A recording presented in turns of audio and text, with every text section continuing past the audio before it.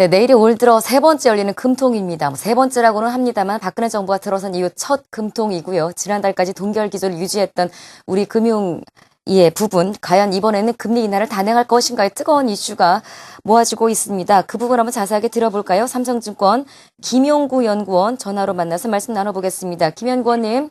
예, 안녕하십니까. 안녕하세요. 당연히 인하하겠지. 아니야, 동결할 거야. 여전히 팽팽하게 맞서고 있습니다. 어떤 결과가 나올 것이냐에 따른 시나리오도 상당히 지금 리포트들이 뜨겁게 나오고 있는데요. 지금 금통위 분위기 어떻게 보십니까? 예, 3월 14일, 박근혜 정부 출범 이후 처음 맞이하는 한국은행 금통위에 대한 어떤 시장의 관심 집중되고 있는 상황인데요. 그러니까 이번 금통위의 핵심 쟁점은 그 기준금리 인하 여부가 될 건데, 일단은 지금 시장 컨센서스는 한 8대2 비율로 그 기준금리 인하보다는 금리 동결 쪽에 좀 무게를 좀 더 두고 있는 상황입니다. 그 금리 동결 예상하는 쪽에서는 1월과 2월 금통위 모두 6대1로 금리 동결 결정한 상황이었기 때문에 지금 현재 금리 인하로 급선회할 만큼 경기 여건이 악화되거나 좀 급변하지 않았다라는 어떤 주장들을 하고 있고요.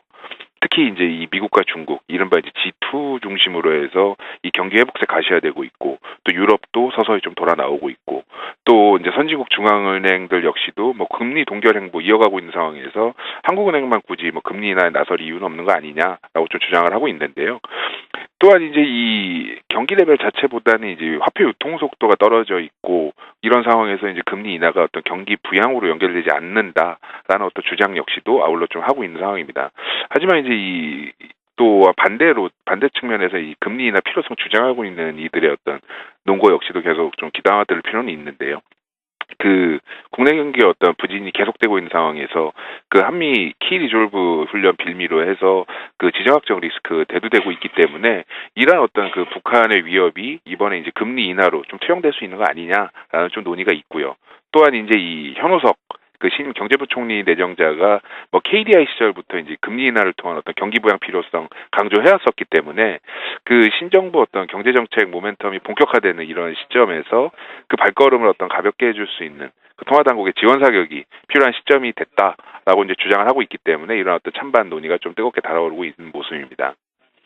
네, 금리가 인하될 것이냐, 동결될 것이냐, 많은 분들이 관심을 갖고 있지만 외환시장 참여자들도 지금 상당히 관심이 많은 부분이 있고, 채권시장 자금이 주식시장으로 들어오냐, 마냐도 좀 걸려있는 문제이고, 무엇보다도 지금 동결의 그 의지가 조금 더 강하게 보인다고는 합니다만, 여전히 아베노믹스에 비해서 박근혜 정부의 정책에 대한 기대감도 조금 있는 상황이고요. 또 워낙 우리의 예상을 뒤엎는 결과가 많이 나왔던 금통위 결정이기 때문에 그렇더라도 시장이 어떤 결정을 내릴지를 지금 단언하게 우리가 확정을 하기보다는 거기에 따른 영향력, 시나리오를 좀 분석해 볼 필요가 있을 것 같은데요. 이번에 금통위 결과에 따른 시장 영향력은 어떻게 보십니까?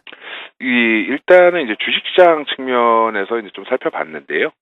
이번 금통위는 그 금리 인하 여부와 관계없이 어떤 증권시장에는 좀 긍정적인 함의를 제공할 수 있는 거 아닌가라고 좀 판단해 봅니다. 만일 이번 금통위에서 금리 동결이 결의된다라면은 이는 양호한 어떤 경기 인식의 증거로 작용할 수가 있겠고요. 또한 이 매크로 펀더멘탈에 대한 어떤 신뢰를 형성하면서 동시에 그 추가적으로 고려할 수 있는 어떤 정책적 여지를 좀 아껴뒀다라는 측면 역시도 좀 긍정적으로 작용할 수 있다라고 보고 있습니다. 반대로 이 금리 인하 또한 증시에 긍정적으로 작용할 거라고 생각하는데요. 이는 이 경기 부양을 위한 이 박근혜 신정부의 그 정책적 의지를 좀 확인시켜주는 결과인과 동시에 그 고공행진 이어가고 있는 이 한국 증시의 일드갭, 그러니까 이 채권 자산 대비 주식 자산의 어떤 고평가 내지는 저평가 정도를 나타내는 지수인데요. 이런 어떤 일드갭을 한 단계 더 상승시키면서 그 주식 자산의 저평가 메리트를 한층 더 부각시킬 수 있다는 측면을 좀 주목할 필요가 있는 것으로 보고 있습니다. 결국에는 금리 방향에 따라서 금리 방향에 대해 여러 가지 논의들 왔다 갔다 하는데요.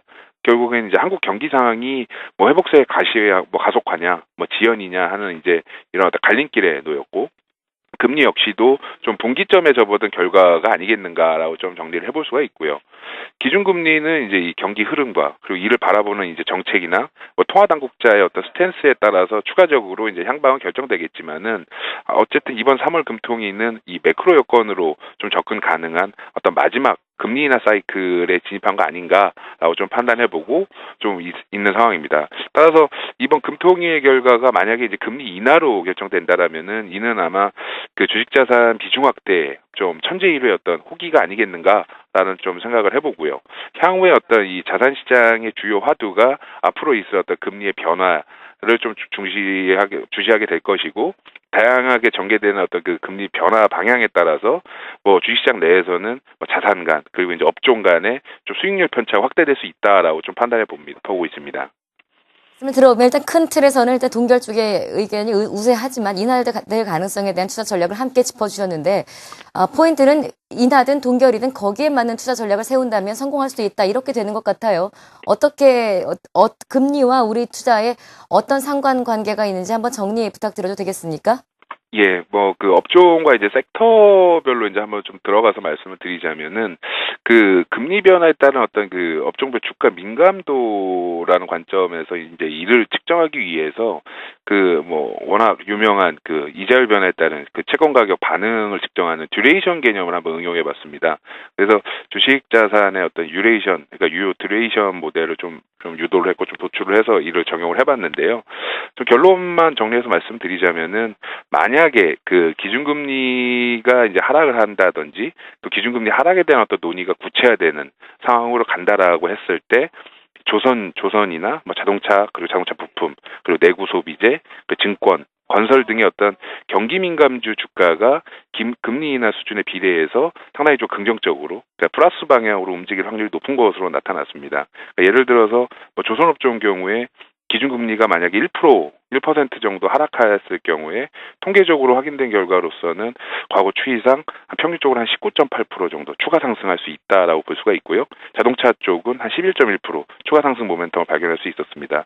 이를 이제 좀 전략적인 차원으로 연결을 해본다라면은, 금리 하락기에 좀 유효할 수 있는 투자 어떤 전략은 경기 방어주를 매도하고 그리고 경기 민감주를 우선적으로 매수하는 전략으로 연결을 지어 볼 수 있겠습니다.